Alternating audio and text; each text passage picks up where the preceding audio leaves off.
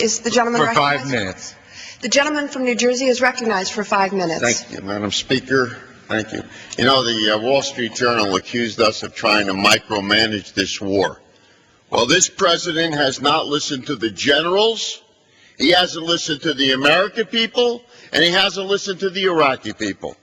He's micromanaged this failure. 4.5 years ago, Madam Speaker, on this floor, I stood in this chamber along with 295 of my colleagues to support the resolution authorizing the president to attack Iraq. I regret that vote deeply. And I told my constituents in my district a year and a half ago that I made a mistake. Down the street, they make no mistakes. They're infallible. I did so because the premise on which we authorized this war was false. The military plan for victory has been weak, and more than 5 years later, this war has made our nation less safe.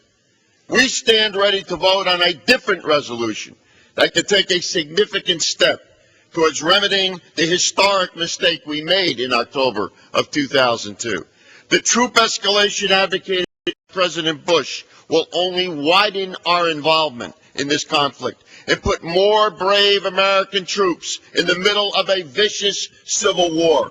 Voting in favor of the president's escalation plan is an historic error, and I stress the historic nature of this debate because I'm a firm believer that history is telling of the future. The history of this war shows that this president can't form the right policy for victory. He should have sent additional troops in 2003 when the generals asked him to do that, when it was possible to restore order in Baghdad, instead of now in 2007 when violence reigns supreme. The history of Iraq shows it has been racked by sectarian ethnic division long before it was even a state, a fact conveniently ignored by this president and his supporters on their march to Baghdad. Remember, Iran and Syria and others are possibly fighting a proxy war by supplying insurgents against an unpopular foreign occupier. The same role that we played in helping the Afghans to fight the Soviets 20 years ago, and we know how that conflict turned out. In history, I see the lessons, Madam Speaker, as I speak today. 280 BC, when King Pyrrhus of Greece defeated the Romans during the Pyrrhic War. His army suffered irreplaceable casualties in battle. And when he was congratulated on his victory, he replied, another such victory like that over the Romans, and we are undone. We've heard the words success. We've heard the words victory so many times that they are now seen as Pyrrhic, empty, fleeting, hollow.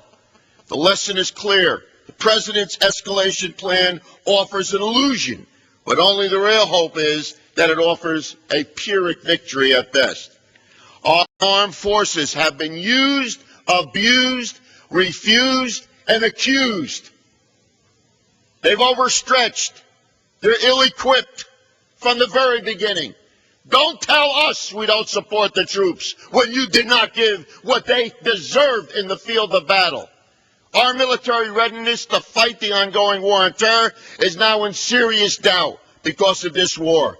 Don't question our patriotism. Don't question our support or the American people's. Listen. And by the way, Madam Speaker, have we asked the Iraqis what they feel? Well, 80% of them want us out. Don't they count? Can't we ask and listen to at least the very people whose country we occupy, this sovereign nation? This is unbelievable. It is illusionary at best. And what will we say to these Iraqi people? I want to hear the answer from the other side. What is your answer to them when they say, don't stay here and certainly don't escalate? I ask the loyal opposition to our resolution to tell the American people, how much do the intentions of the Iraqi people really matter to you? The epicenter of our fight against terror is on the border of Afghanistan and Pakistan. Many of us have been there. Many of us have gone there. You've forgotten that part of the country, as so many did not even know on September 11, 2001, where Afghanistan was in the first place. The clear message we send to the Iraqi people and the American people is that we will bring freedom to Iraq, even if it takes the blood of every Iraqi and the lives of more American soldiers. That's not good enough. It's not acceptable. You heard the statistics from speaker after speaker. Previous escalations in this war have not worked. Why will this work? Our ill-fated presence in Iraq is being used as a propaganda tool for the enemy, Al-Qaeda, and other terrorists worldwide. In the years since 9/11, more terrorists have been created through this president's policies than were captured or killed. There weren't any terrorists in Iraq in 2003, but there are now. Gentleman's time has expired. I urge my colleagues to support this resolution, Madam Gentleman's Speaker. time Thank has you. expired. Gentleman from Texas.